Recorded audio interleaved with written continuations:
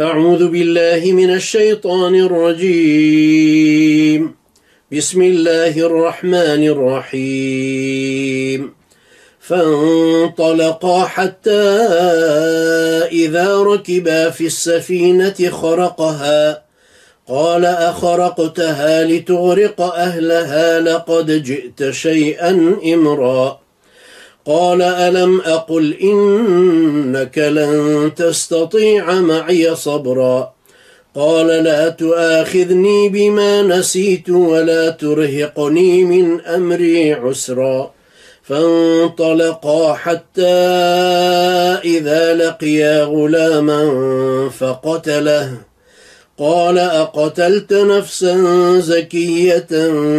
بغير نفس لقد جئت شيئا نكرا قال ألم أقل لك إنك لن تستطيع معي صبرا قال إن سألتك عن شيء بعدها فلا تصاحبني قد بلغت من لدني عذرا فانطلقا حتى إذا أتيا أهل قرية استطعما أهلها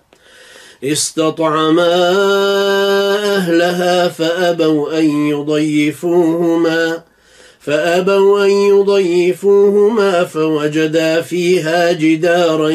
يريد أن ينقض فأقامه قال لو شئت لاتخذت عليه أجرا قال هذا فراق بيني وبينك سأنبئك بتأويل ما لم تستطع عليه صبرا أما السفينة فكانت لمساكين يعملون في البحر فأردت أن أعيبها وكان وراءهم ملك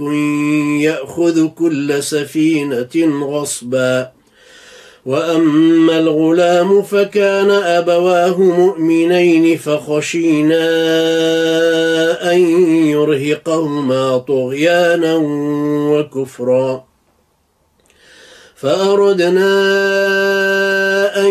يبدلهما ربهما خيرا منه زكاة وأقرب رحما وأما الجدار فكان لغلامين يتيمين في المدينة وكان تحته كنز لهما وكان أبوهما صالحا فأراد ربك أن يبلغا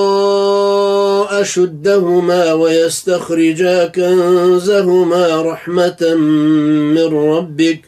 وما فعلته عن أمري ذلك تأويل ما لم تسطع عليه صبرا